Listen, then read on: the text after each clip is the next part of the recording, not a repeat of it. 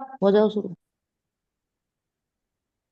ओम अज्ञानतिमिरान्धस्य ज्ञानञ्जनशलाकया चक्षुरुन्मिलितं येन तस्मै श्रीगुरुवे नमः। श्रीचैतन्यमनोभीष्टं स्थापितं येन भूतले स्वयं रूपकदा मह्यं ददाति हरे कृष्णा। स्वपदान्तिकं।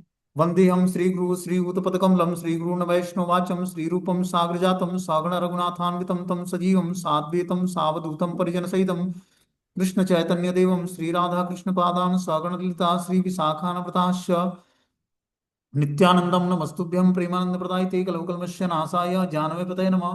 नमो महावदन्याय कृष्ण प्रेम प्रदायते कृष्णाय कृष्ण चैतन्य नामिने गुरुदिस नमः।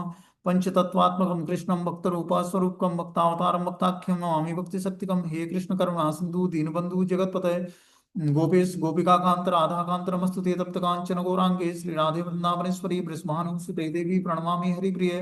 वाञ्छाकल्पतरुभ्यक्षा कृपा सिन्धुभ्यो च पतितानां पावनेभ्यो वैष्णवेभ्यो नमो नमः। जय श्री कृष्ण चैतन्य प्रभु नित्यानंद श्री अद्वैत गदाधर श्रीवासादि श्री गौर भक्तवृंद। हरे कृष्णा कृष्ण कृष्णा हरे हरे, हरे राम राम राम हरे हरे। तो इसमें आज हम लोग श्रीमद् भगवद गीता अध्याय 4 टाइटल है दिव्य ज्ञान, श्लोक संख्या 30 नंबर पढ़ना है। बोलते हैं सर्वे अपेत यज्ञ विदो यज्ञ क्षपित कल्मषाम यज्ञ शिष्टामृतम भूजो यान्ति ब्रह्मा सनातनम। ये सभी यज्ञ करने वाले यज्ञों का अर्थ जानने के कारण पाप कर्मों से मुक्त हो जाते हैं और यज्ञों के फल रूपी अमृत को चखकर परम दिव्य आकाश की ओर बढ़ते जाते हैं। क्या बता रहे हैं कि ये सभी यज्ञ करने वाले यज्ञों का अर्थ जानने के कारण पाप कर्मों से मुक्त हो जाते हैं। जितने भी यज्ञ करने वाले लोग हैं वो यज्ञों का अर्थ जानने के कारण पाप कर्मों से मुक्त हो जाते हैं। यज्ञ का अर्थ क्या है? भगवान विष्णु को संतुष्ट करना। कल हमने बताया कि हमारे सारे कर्म कर्म यज्ञ बन सकते हैं और जो हम सारे कर्म कृष्ण की प्रसन्नता के लिए करेंगे। सारे कर्म में क्या आता है? हम धन भी कमाते हैं, परिवार का पालन पोषण भी करते हैं, माता पिता की सेवा भी करते हैं, पति पत्नी की सेवा। सारे हमारे कर्म जो है यज्ञ बन जाएंगे और हम उसको भगवान कृष्ण की प्रसन्नता के लिए करें। यही आध्यात्मिक जीवन है कि हम अपने सारे कार्य, कोई भी कार्य त्यागना नहीं है इस रास्ते पर। कार्य को कृष्ण से जोड़ देना है बस। यही भक्ति है। हर एक कार्य को भगवान से जोड़ देना है। सुबह से शाम तक जो भी हम कार्य करते हैं, सोने तक सारी एक्टिविटी को कृष्ण को समर्पित कर देना है। यही भक्ति है। भक्ति मतलब त्यागना नहीं है कुछ, सब कुछ स्वीकार करना है इस रास्ते पर और उसको कृष्ण से जोड़कर उसको आध्यात्मिक बना देना। तो वो यज्ञ बन जाएगा।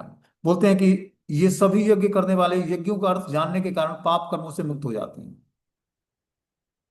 हम जो भी यज्ञ करते हैं पूरे दिन भर हमारा यज्ञ में, संकीर्तन यज्ञ में काउंटेड होता है और जो हम कृष्ण का स्मरण करते हुए अपने सारे कर्म करते हैं और यज्ञों के फल रूपी अमृत को चख कर परम दिव्य आकाश की ओर बढ़ते जाते हैं।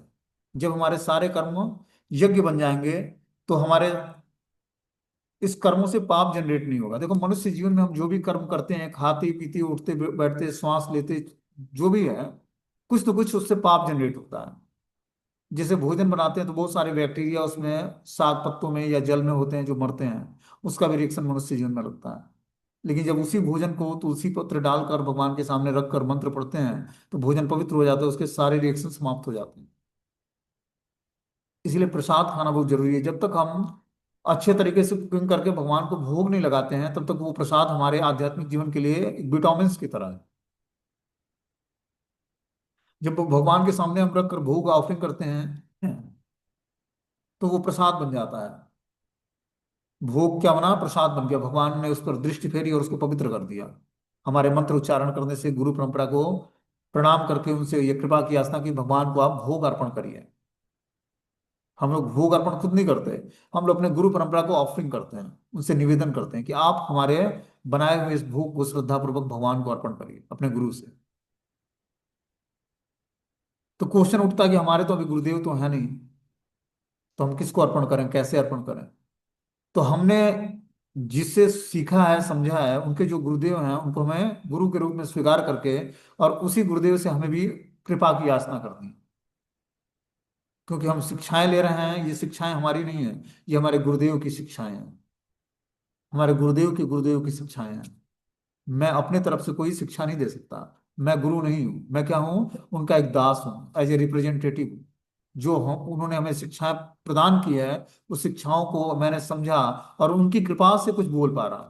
मेरा अपना कुछ प्रयास नहीं है, मेरा अपना कोई सामर्थ्य नहीं है। क्या किसका सामर्थ्य है? हमारे गुरुदेव का सामर्थ्य। तो उनकी कृपा से मैं कुछ समझा पा रहा हूँ, कुछ बोल पा रहा हूँ। जो उन्होंने कृपा किया, जितना बुलवाने का प्रयास किया उतना ही बोल पाऊंगा। तो हम लोग जब आश्रय लेते हैं गुरु तत्व का, ठीक है ना, तो हम धीरे धीरे भगवान को अपने हर एक चीज, हर एक वस्तु को समर्पित कर पाते हैं। और अपना जीवन भी हम भगवान और गुरु को समर्पित कर पाते हैं। जीवन का उद्देश्य है अपने जीवन को भगवान और गुरु को समर्पित कर देना, नहीं तो माया को समर्पित होना पड़ेगा। और माया हमें इस भौतिक संसार में बांध कर रखेगी और प्रताड़ित करती रहेगी। इसलिए अपने जीवन को गुरुदेव के श्री चरणों में समर्पित कर देना है। कैसे समर्पित करना है? उनके आदेश का एज इट इज पालन करना है। हम गुरुदेव के आदेश का पालन करके उनके द्वारा प्रताड़ित होकर भौतिक संसार से धीरे धीरे पाप कर्मों से छूट जाएंगे, मुक्त हो जाएंगे। जो हमारे सुख दुख का चक्र है वो समाप्त हो जाएगा और एक नया जीवन शुरू होगा, आनंदमय जीवन, जिसकी तलाश से जीवात्मा करोड़ों वर्षों से भटकते भटकते आत्मा आनंद चाहता है, आत्म सुख चाहता है, लेकिन उसको मिला नहीं आज तक, क्योंकि गलत जगह उसने आनंद खोजा। धन में आनंद खोजा, परिवार के जनों में आनंद खोजा, इंद्रिय तृप्ति में आनंद खोजा, अच्छे भोजन में आनंद खोजा, अच्छे महल जैसे घर में आनंद खोजा, बढ़िया फोन सेट, बड़ी गाड़ी में आनंद खोजा। लेकिन आनंद का स्रोत तो परम आनंद भगवान श्री कृष्ण से जब जुड़ेगा जीवात्मा, तब उसको आनंद आएगा। जब एक बच्चा नवजात शिशु होता है, उसको लगता है कि जो है थोड़ा सा मैं बड़ा हो जाऊं तो मुझे आनंद आएगा।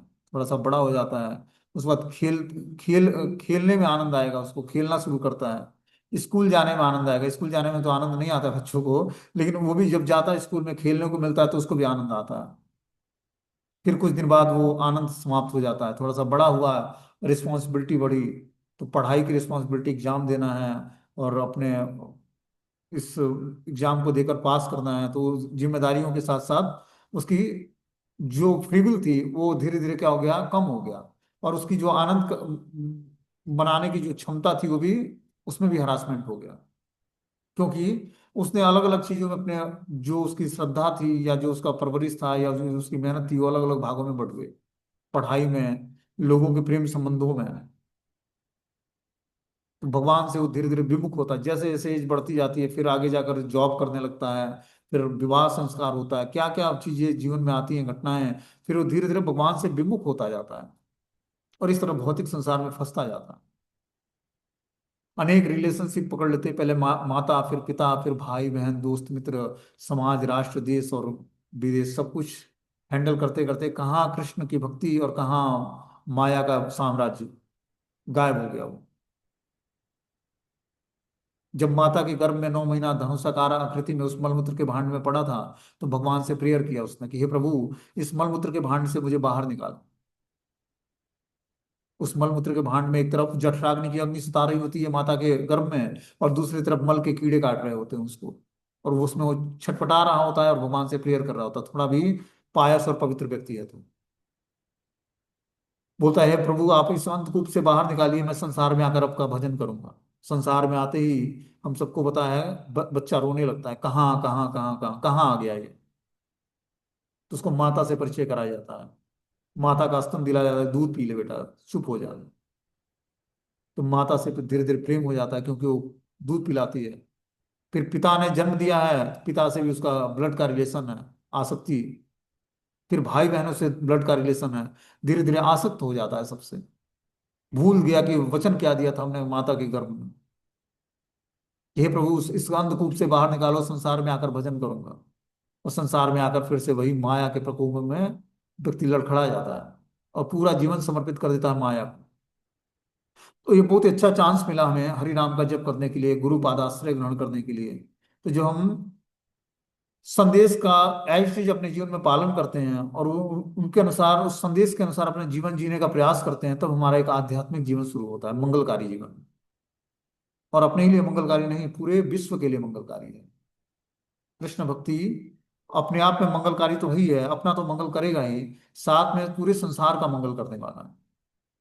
तो इस प्रकार हमें क्या करना चाहिए, बता रहे हैं कि ये सभी यज्ञ करने वाले यज्ञों का अर्थ जानने के कारण पाप कर्मों से मुक्त हो जाते हैं और यज्ञों के फल रूपी अमृत को चखकर परम दिव्य आकाश की ओर बढ़ते जाते हैं।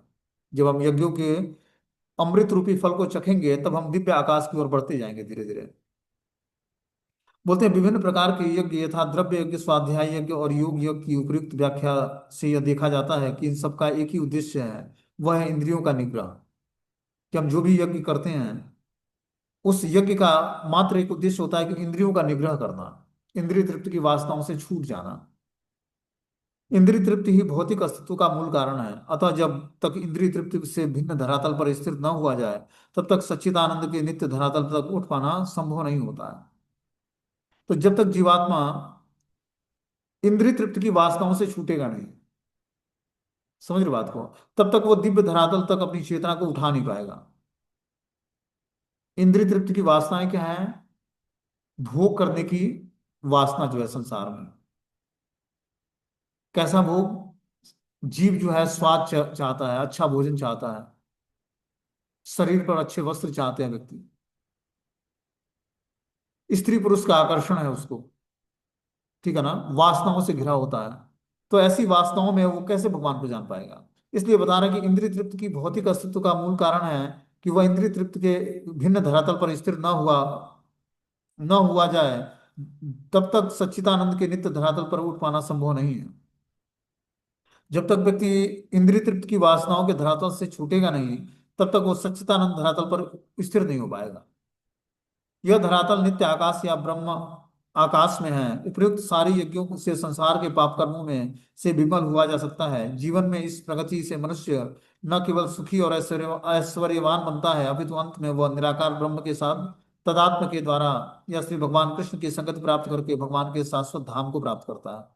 बता रहा है कि जब व्यक्ति इंद्रिय तृप्ति की वासनाओं से छूट जाता है तो धीरे धीरे मनुष्य जो है सुखी और ऐश्वर्यवान बन जाता है, और अंत में वो निराकार ब्रह्म के साथ तदात्म के द्वारा श्री कृष्ण की संगति प्राप्त करके भगवान के शाश्वत धाम को प्राप्त कर लेता है। तो जैसे जैसे हम इंद्रिय तृप्ति की वासनाओं से छूटेंगे वैसे वैसे भगवान श्री कृष्ण की संगति में प्राप्त होगी। क्या है कि इस भौतिक संसार में जो लस्ट है, काम वासना है, वही भगवान का शुद्ध प्रेम है भगवान के धाम में। जैसे हम देखते हैं कि भगवान ने गोपियों के साथ रस नृत्य किया, तो साधारण और जो नजरिए से देखा जाता है कि स्त्री पुरुष का खेल है, ठीक है ना, लेकिन क्या है, वो दिव्य धरातल पर भगवान के द्वारा जो उस गोपियों के साथ भगवान ने रास नृत्य किया, तो वो गोपियां हैं कौन? और सब जो है दंडकारण्य के ऋषि महात्मा थे, जो भगवान श्री राम के दर्शन से उनसे एक प्रेम के लिए उन्होंने कामना किया था कि हे प्रभु, आप हमें वो प्रेम प्रदान करिए जो एक जो है दाम्पत्य प्रेम के रूप में, जो दाम्पत्य मतलब पति पत्नी का जो प्रेम होता है उस तरह का प्रेम की कामना उन्होंने भगवान से किया था। इस कारण से भगवान ने बोला कि आप लोगों की इच्छाओं को मैं जब द्वापर युग में कृष्ण के रूप में उतार लूंगा तब मैं आप लोगों की इच्छाओं को तृप्त करूंगा। वही सारे वनचारी गोपियां बन के आई, जो दंडकारण्य के ऋषि महात्मा थे और अलग अलग देव कन्याएं थी, वो सब भगवान कृष्ण की लीलाओं में गोपियां बन के आती हैं और भगवान उनके साथ रास नृत्य करते हैं। तो साधारण कोई आम कोई स्त्रियां नहीं थी, वो सब ऋषि महात्मा थे, पूर्व जन्म राम जन्म के और अनेक भगवान के जो अवतार हुए हैं, उन जन्मों में जब कृष्ण अवतार लिया भगवान ने, तो सब अवतारों की जितने भी भक्त लोग थे जिन्होंने इच्छाएं व्यक्त किया था दाम्पत्य प्रेम के रूप में, क्योंकि भगवान कोई भी अवतार लेते हैं तो बहुत ही सुंदर होते हैं। भगवान ने बराह अवतार सुअर का अवतार लिया, तो सुअर के अवतार में नॉर्मली गंदा खाने वाला सुअर जैसा नहीं था, वो दिव्य सुअर था। सुकर अवतार भगवान ने लिया तो वो दिव्य सुअर था, और ऐसा था कि उसका पैर जो है निचला पैर धरती को टच करता, और ऊपर ऊपर वाला पैर आसमान को, जो नथुना होता है वो आसमान को टच, इतना दिव्य अवस्था थी, और पूरा सफेद चमकदार। तो भगवान का कोई भी अवतार दिव्य स्तर पर होता है।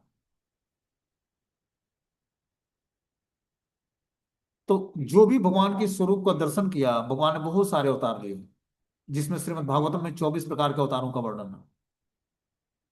वराह, नरसिंह, कूर्म, राम, परशुराम, बलराम, इस तरह से भगवान ने 24 अवतारों का तो वर्णन श्रीमद् भागवत में, और इस तरह अनेकों अवतार हैं भगवान के। जिस भी अवतार में आते हैं भगवान अपने दिव्य अवस्था में आते हैं, सच्चिदानंद रूप में।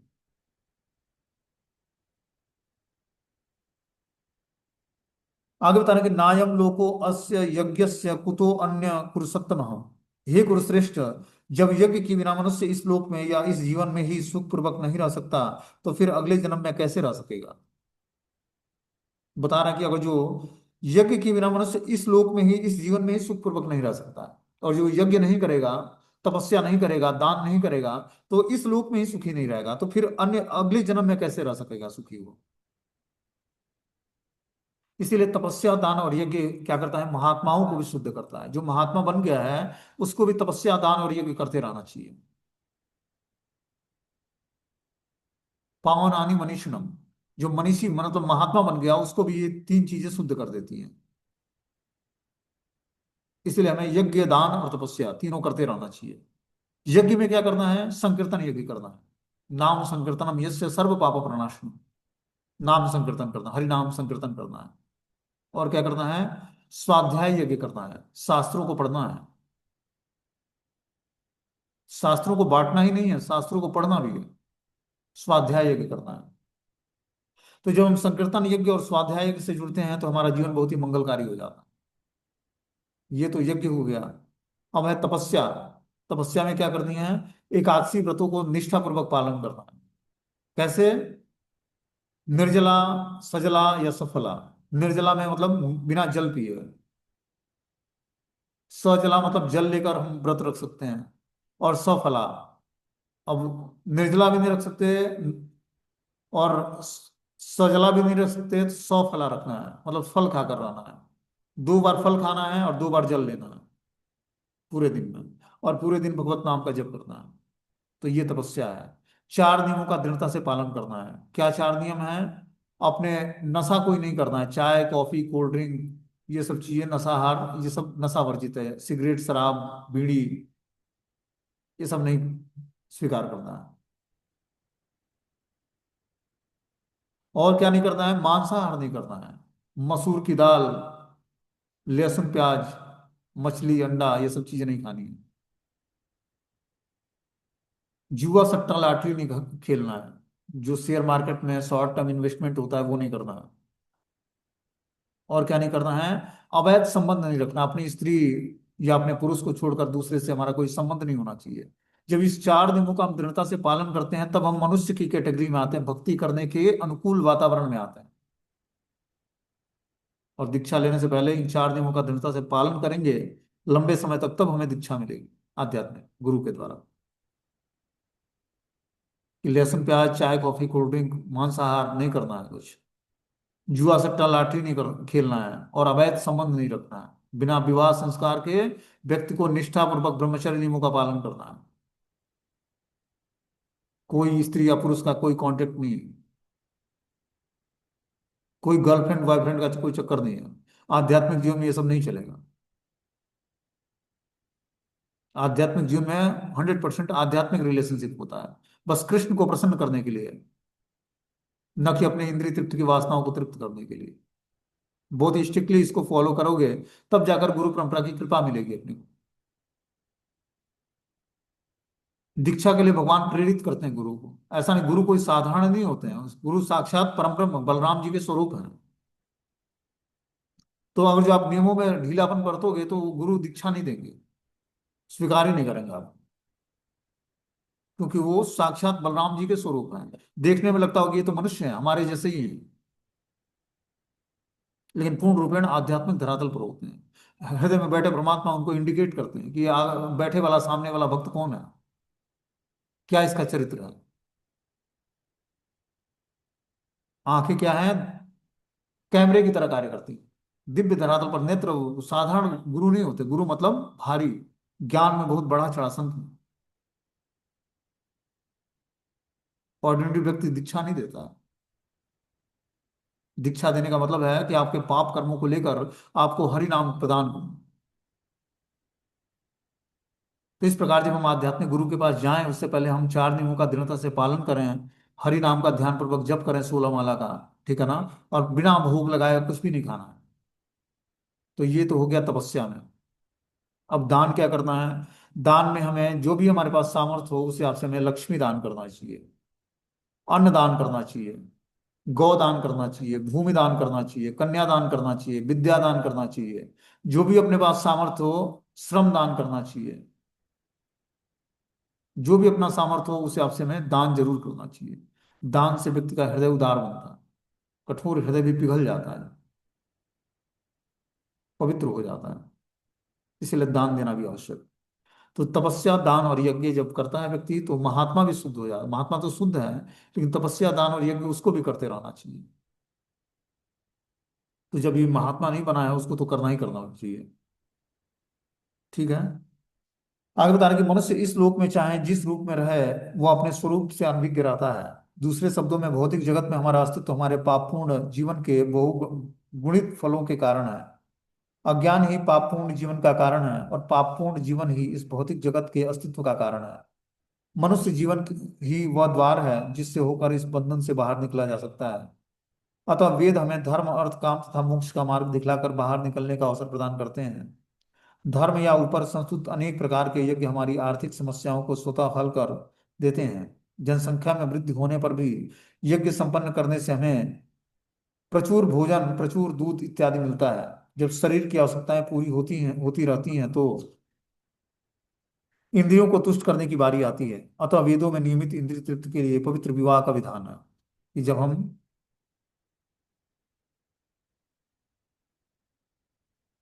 बता रहे हैं कि मनुष्य जीवन ही वह द्वार है जिससे इस बंधन से बाहर निकला जा सकता है। इस भवबंधन से बाहर निकलने के लिए मनुष्य एक जीवन एक प्लेटफॉर्म है जहां से हम अच्छे कार्य करके इस भवबंधन से बाहर निकल सकते हैं।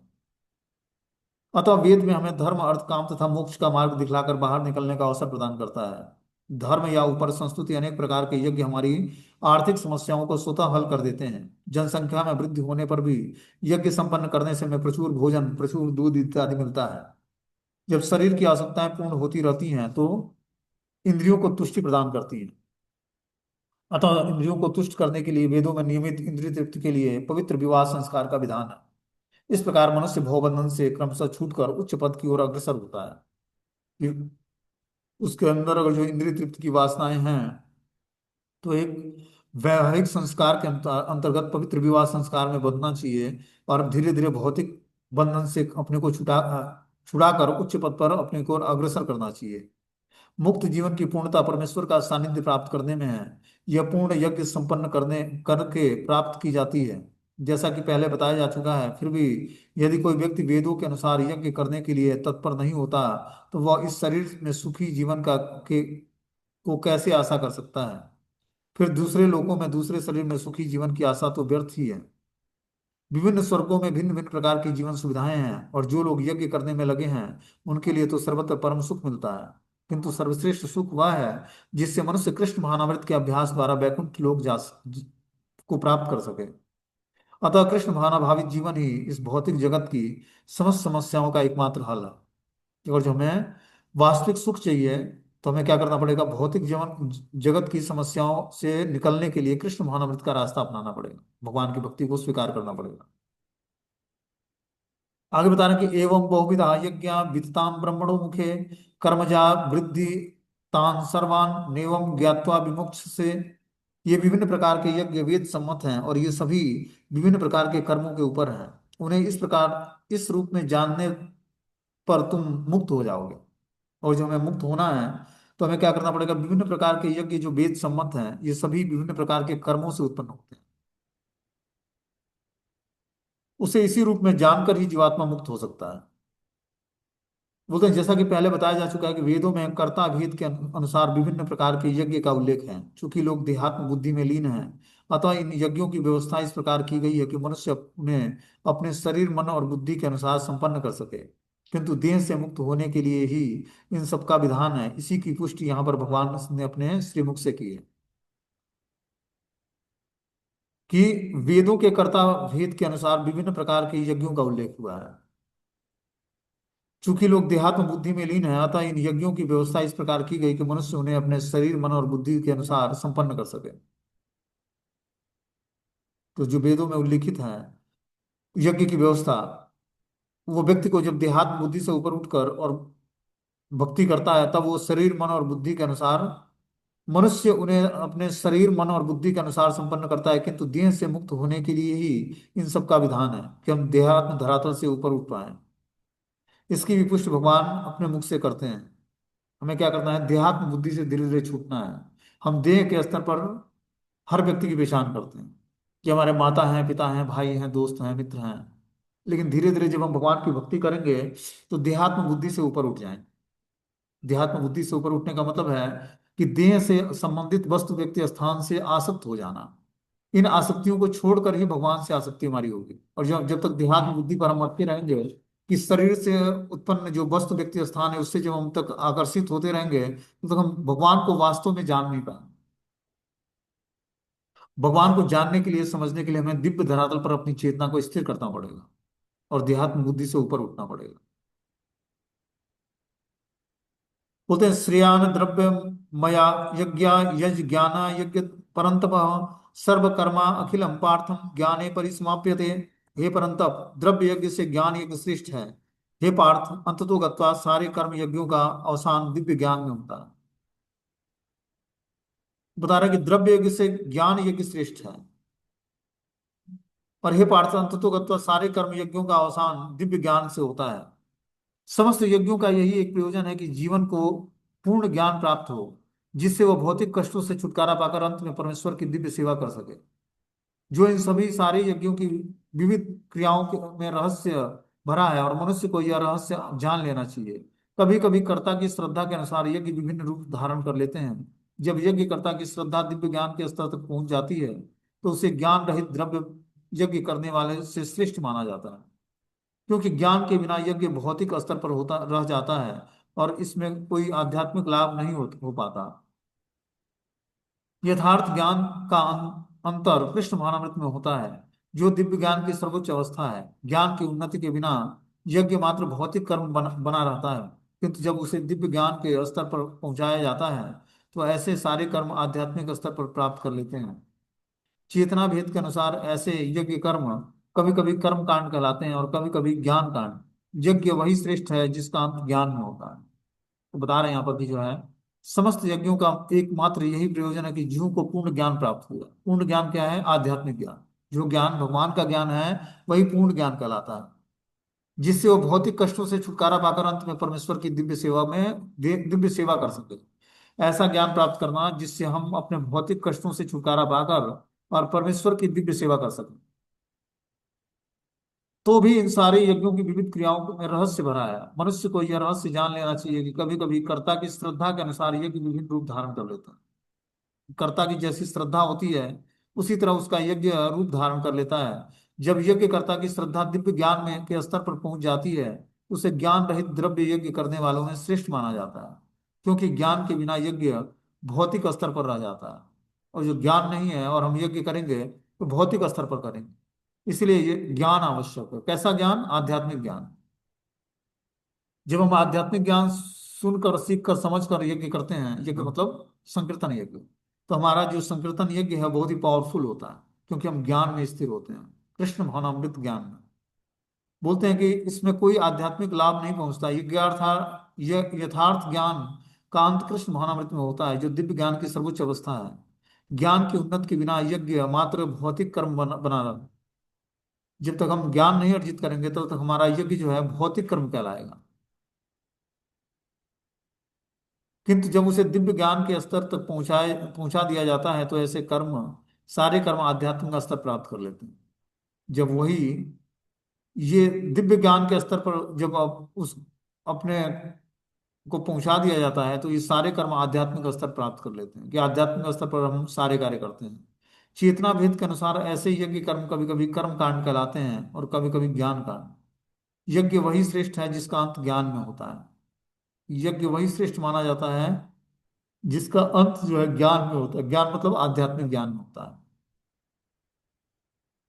आगे 34वें श्लोक में बोलते हैं कि तद्विधि प्रणिपातेन परिप्रश्नेन सेवया उपदेक्ष्यन्ति ते ज्ञान ज्ञानिना तत्वदर्शिनः। तुम गुरु के पास जाकर सत्य को जानने का प्रयास करो, उनसे विनीत होकर जिज्ञासा करो और उनकी सेवा करो। स्वरूप सिद्ध व्यक्ति तुम्हें ज्ञान प्रदान करेंगे, क्योंकि उन्होंने सत्य का दर्शन किया। क्या बोल रहे हैं यहाँ पर भगवान? की तुम गुरु के पास जाकर सत्य को जानने का प्रयास करो। गुरु जो है सत्य को जानते हैं और वही सत्य बातों को बता सकते हैं। सत्य मतलब भगवान का ज्ञान। यथार्थ सत्य क्या है? कृष्ण का ज्ञान ही यथार्थ सत्य है। तो इसके लिए हमें प्रमाणिक गुरु के पास जाकर उनसे सत्य जानने का प्रयास करना चाहिए। उनसे विनीत होकर जिज्ञासा करें, उनकी सेवा करें।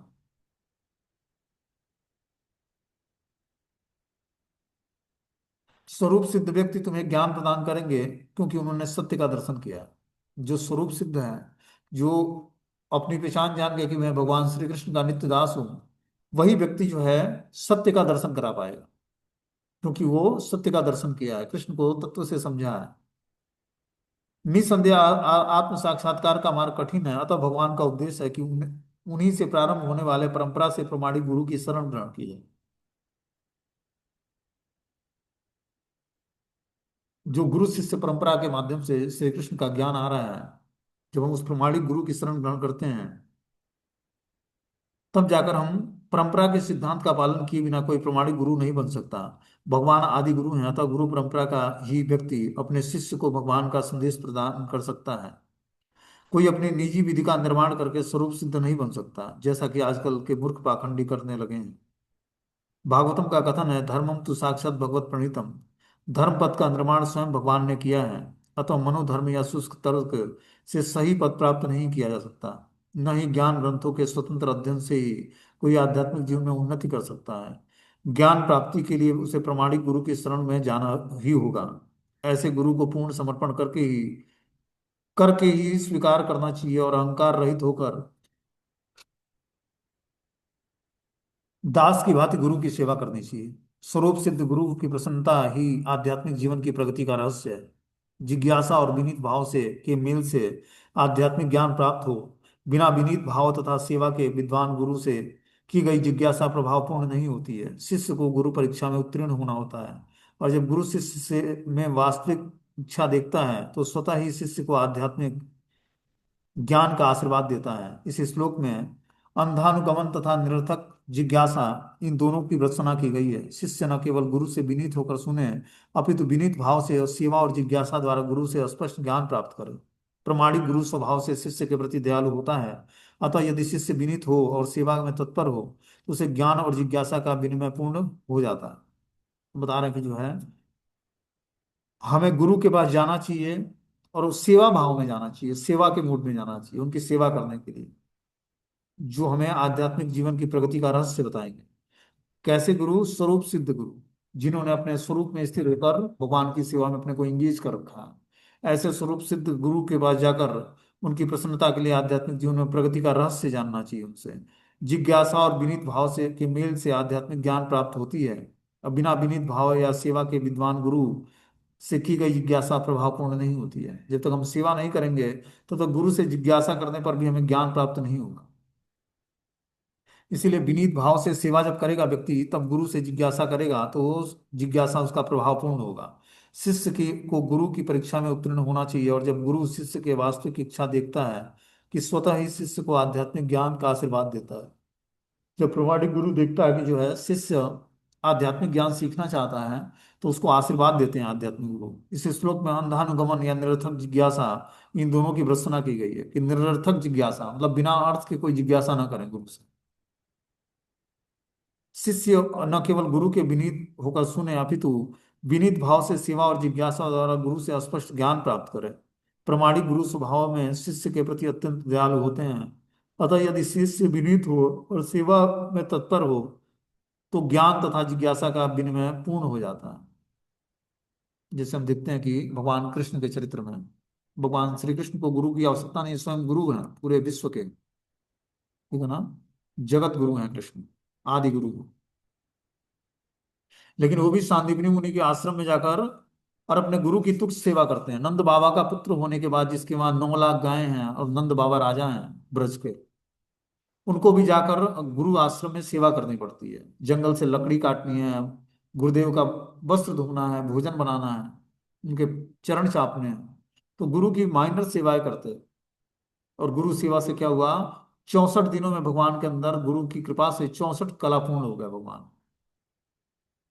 तो भगवान को गुरु की आवश्यकता नहीं है, लेकिन पुरुष अवतार में आते हैं तो दिखाते हैं अपने आचरण से कि कैसे हमें आध्यात्मिक गुरु स्वीकार करके उनकी तुच्छ सेवा करनी चाहिए, ताकि वो प्रसन्न होकर ही हमें आशीर्वाद प्रदान करेंगे और सब हम आध्यात्मिक ज्ञान बैठे बैठे सीख जाएंगे। आध्यात्मिक ज्ञान पढ़ने से शुरू नहीं होता है। आध्यात्मिक ज्ञान दिव्य ज्ञान, हृदय प्रकाशिता। कैसे? गुरु की कृपा से दिव्य ज्ञान हृदय में प्रकाशित हो जाता है।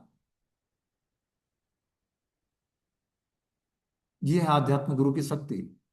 जब हम आध्यात्मिक गुरु की तुच्छ सेवा करते हैं तो उनकी कृपा से हमारे हृदय में जो है आध्यात्मिक ज्ञान प्रकटित हो जाता है। दिव्य ज्ञान हृदय प्रकाशित, दिव्य ज्ञान हृदय में प्रकाशित हो जाता है उनकी कृपा से। तो इस प्रकार हमें क्या चाहिए कि हमें अपने गुरुदेव के प्रति समर्पण बढ़ाना चाहिए और धीरे धीरे कृष्ण भावनामृत के आगे रास्ते पर आगे बढ़ना चाहिए। ठीक है, हरे कृष्णा।